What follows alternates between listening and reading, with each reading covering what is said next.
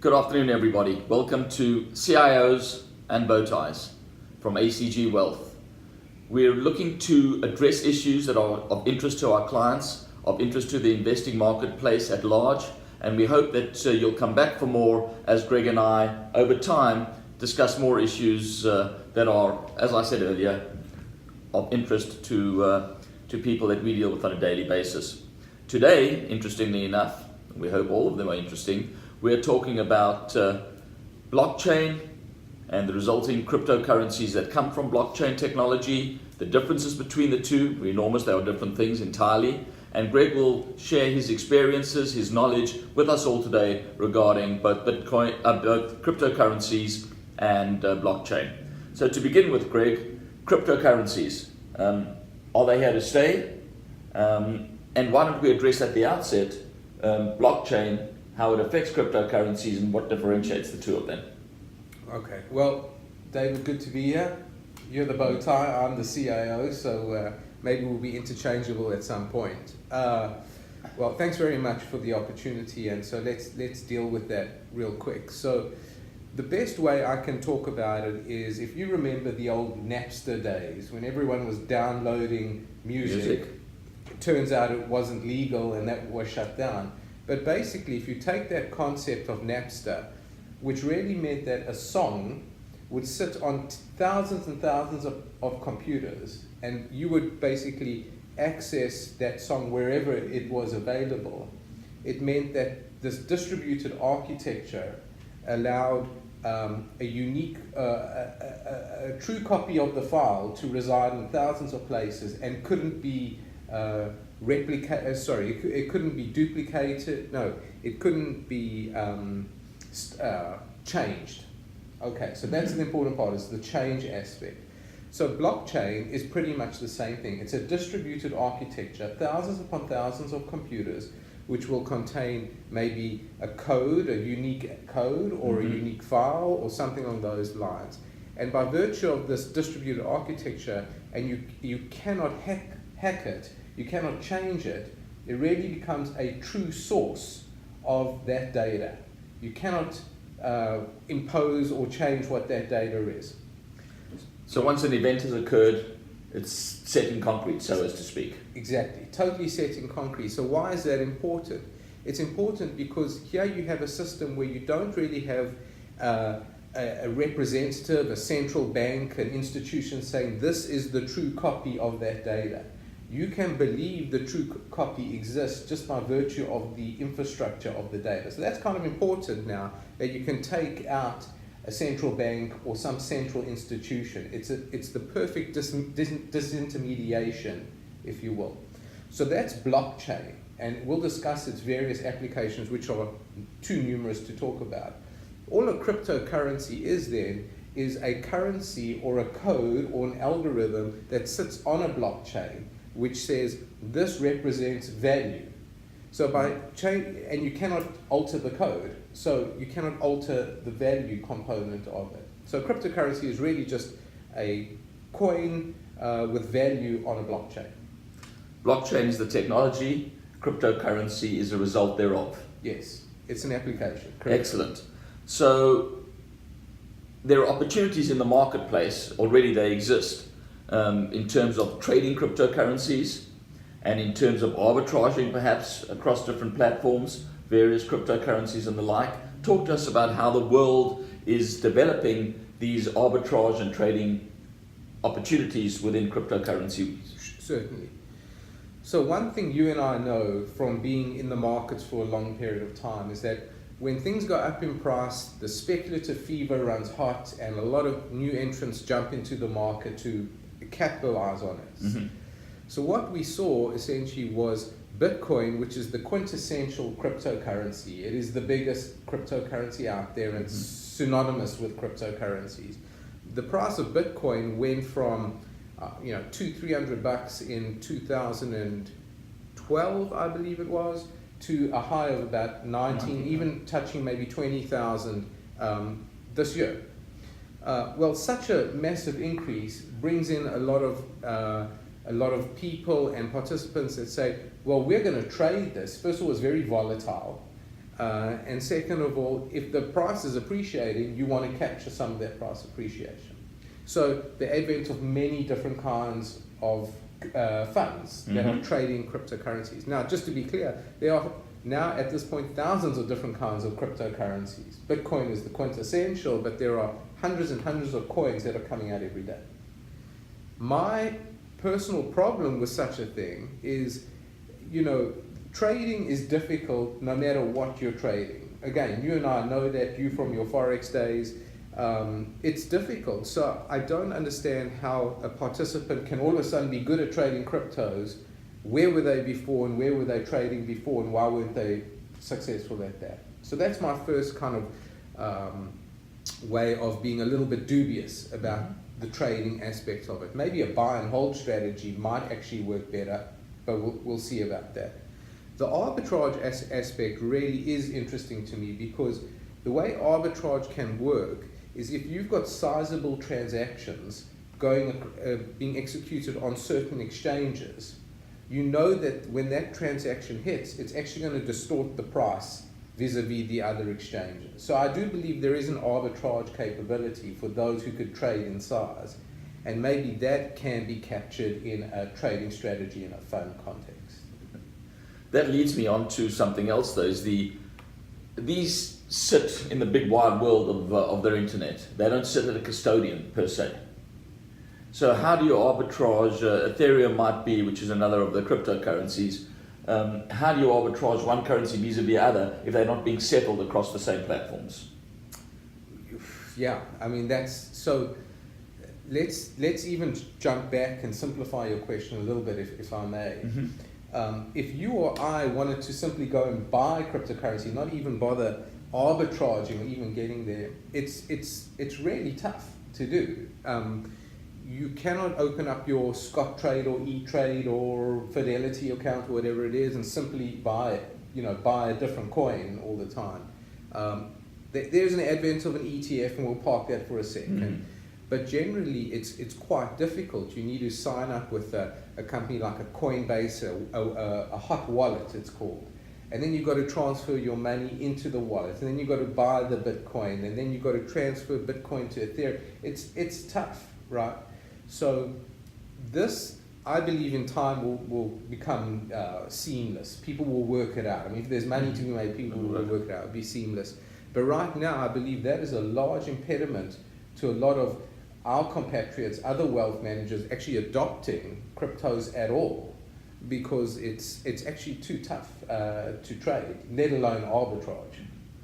So, Greg, we've discussed more than any other. We've discussed Bitcoin. I mentioned Ethereum, a competitive cryptocurrency perhaps. There are others, many others. Ripple, another of the names that our clients and people watching this video might have heard of in the past. Where do we go to from here? How do we determine who the winners are, who the losers are, who the likely winners are, who the likely losers are? Right. I don't have a good answer to that. I mean, this is like the Wild West in the sense of there's hundreds and hundreds of .com companies coming out. Which one do you choose? Which one's the winner? Okay, it's tough. If cryptos remain and don't fade into insignificance, which I don't believe they will, certainly you'd want to go with the big daddy, the Bitcoin.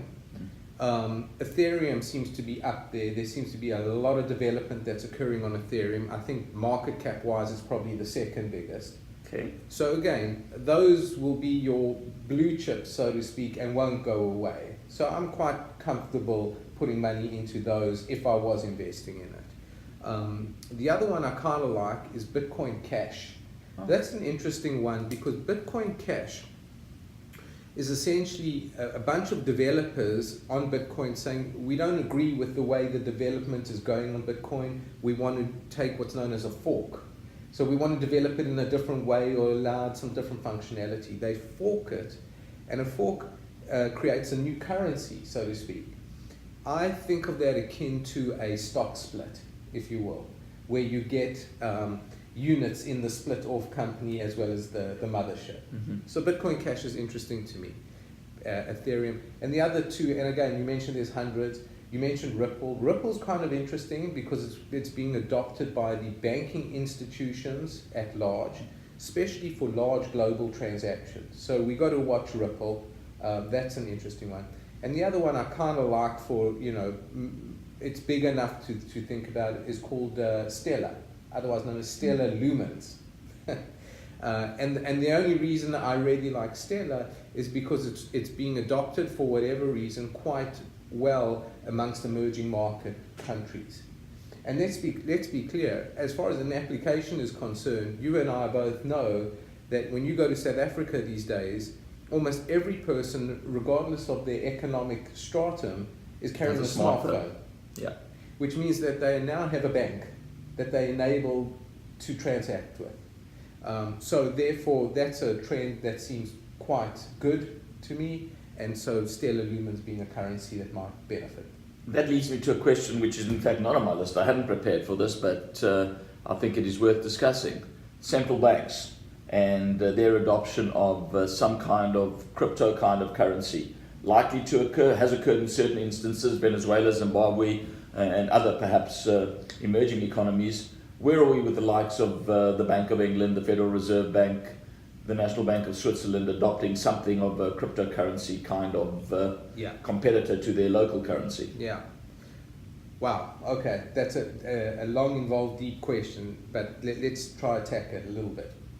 First of all, the countries you mentioned that have come up with their own currencies have all experienced geopolitical issues and hyperinflation. Mm-hmm. Okay. So clearly, this is a panacea to say it's a way to prevent the perception, at least, of the ability to hyperinflate away your currency. Okay. So some would say the Federal Reserve, the Bank of England, the European, the ECB are doing exactly that. They're inflating away our currency. Indeed they are. Okay. So there is a possibility that at some point when if faith gets lost in those central banks, they will adopt their own currency. A.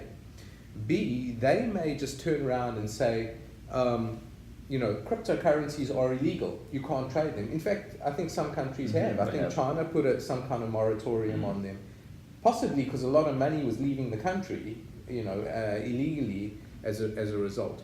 So that's the biggest risk facing cryptos.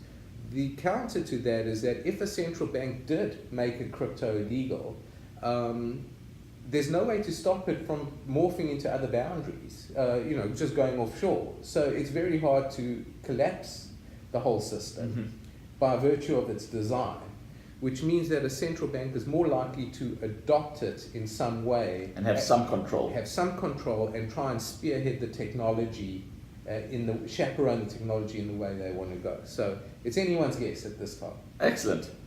I digress from what we had originally discussed, but there we go. Private investments, Greg, you mentioned earlier, you alluded to the fact that there are ETFs available or looking to become available in terms of cryptocurrency trading. What about LP investments and the like? Yeah, so this is an area where we're doing some keen research, because here we're stepping away from the crypto space and we're looking more at the blockchain application. Okay. As you and I know, and much to the chagrin of some of our investors, limited partnership units can be quite illiquid. They cannot be transacted simply by virtue of a ticker symbol or the like.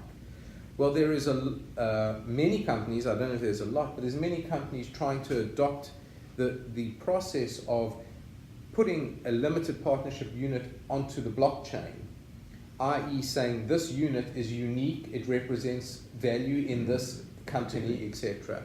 And then by virtue of it being on the blockchain, having a unique code associated with it, creating a token whereby you can buy and sell the token, transfer the token. So in other words, you're taking an illiquid unit of value and now making it somewhat liquid, or even very liquid in certain instances. In addition, if there's a market for the unit or the token, you're actually creating a secondary price for the unit as well, which is not readily available on LP units. So I think, and we've seen venture capital, the issuance of VC now happens at the coin level. It doesn't happen so much with going out raising LP units, right? Private equity is most surely enormous change in the recent past. Yeah. And then you've got all this private equity and private investments that is out there currently, which certainly there's an application to bring it onto the blockchain and make it more liquid. Excellent. From a retail perspective, Greg, our clients are in the retail marketplace by and large, and custodianship is incredibly, from a security perspective, incredibly important to them. What's going to happen with the custodianship of these currencies and the like with regard to the way we interact with our clients and do business on their behalf? Yeah. So when we speak about custodianship, what we're really saying is there is a trusted source that says that your investment is here, it's present, it represents value, maybe the value is even, guaranteed to some level. Guarantee is a strong word, but that's the reason for custodian. It's the safe custody of an asset. Well, today, if you went and bought Bitcoin, it's essentially becomes a code that's written on a blockchain somewhere in the Ethereum, bad word, in the in the ether, which really enables you to not keep any record of it, fly somewhere, to Kenya, log onto a computer, and your value is there. So that's a good thing. But from a custodian point of view, that's a bad thing, because somebody else can log in and steal your coins and which has happened in many occasions. Right. So now you get the concept of that's called a hot wallet. You get the concept of a cold storage. Cold storage means you take off any ability to access your account online.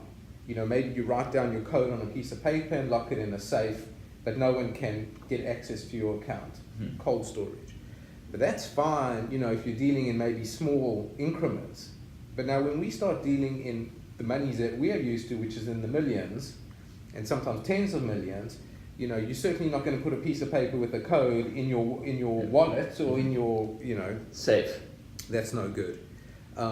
So obviously innovation being what it is, and companies sensing a profit, companies like Coinbase now have or are introducing institutional type custodian solutions, whereby they keep the coins, let's say, separate from the internet on a machine that's not linked to the internet or the like. But it has its problems. I mean, just as I'm thinking about it, you'll remember the Israelis with the Stuxnet, how they were able to get Stuxnet in the Iraqi centrifuges to actually jump from a physically jump from a connected computer to an unconnected computer. So it's the Wild West out there. Yeah.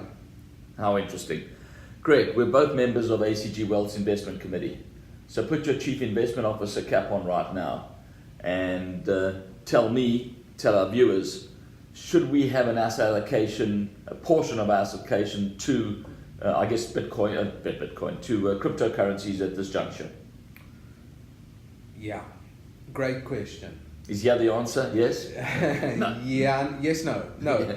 So let's take all this infrastructure and tradability and all of those reasons aside, and let's just almost theoretically just say, should we invest in it? Does it diversify our portfolios? Right. I think the answer is probably yes, but empirically very difficult to prove.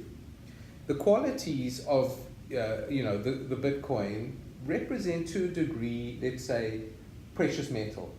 Okay, it's a store of value.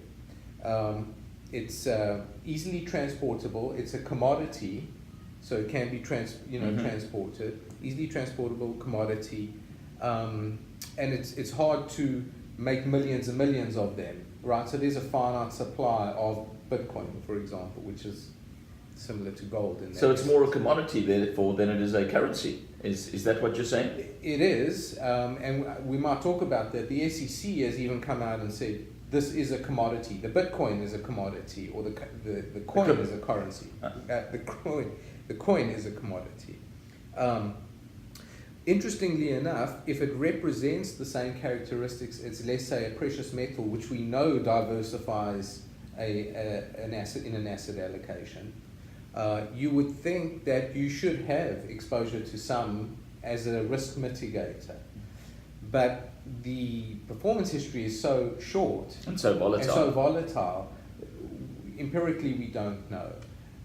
And of course, I would postulate that the type of investors who would invest in, let's say, a gold bar versus a Bitcoin are actually quite different types of investors with different psychological makeups. So it's hard to just say categorically it will diversify your portfolio, but it may, and we will see if it will. Okay, so from Bitcoin to the underlying technology to blockchain. Thank you very much.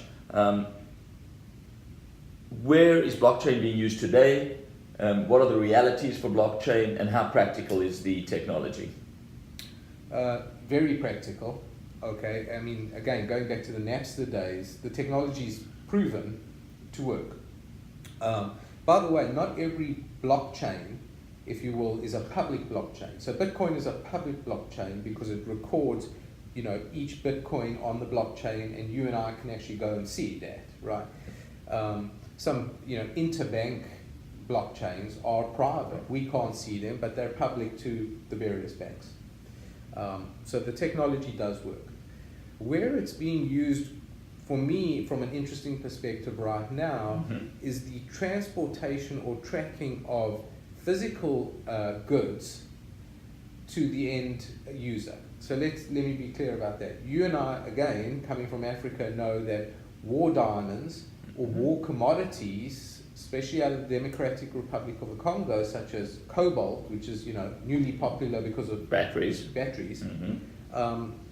There's a very big problem with war diamonds getting into the system, and basically people are being abused to mine these diamonds. To create wealth for others. Right. So I believe what De Beers does now is they will, every diamond that they mine, they put a they basically etch a micro code on it, which is the code that is now recorded on the blockchain. So you can never change the code, and you can't artificially manipulate the code, but what you can do is now see every time that diamond gets scanned along its supply chain, you can see, is that code on the irrefutable blockchain, so you know that it's a legit diamond. So that, to me, is a very interesting, supply chain tracking. And there goes the practicality of it all. Yeah, and there's the Proven. practicality. One other thing that just, literally hit my desk, maybe this morning I saw was a startup out of the West Coast saying, we'll record your personal information, whether you like it or not, on the blockchain. That means that, you will know exactly where your personal information is being shared, because it will be, exactly what was on the blockchain. And if it's not, you know that somebody was throwing around your personal information, which we know is a big hot item right now. Well, enormously so. Well, folks, we hope you found that interesting. Needless to say, if questions arise from this discussion, please feel free to contact Greg, CIO of ACG Wealth, at any time. Feel free to contact myself, David Crook, Global Economist, and we look forward to further discussions with you. And hopefully we're interesting and diverse in our discussion points as time progresses. Enjoy your evening, your day, your morning. I don't know when you're watching this. Take care. Bye. Thanks very much. Take care.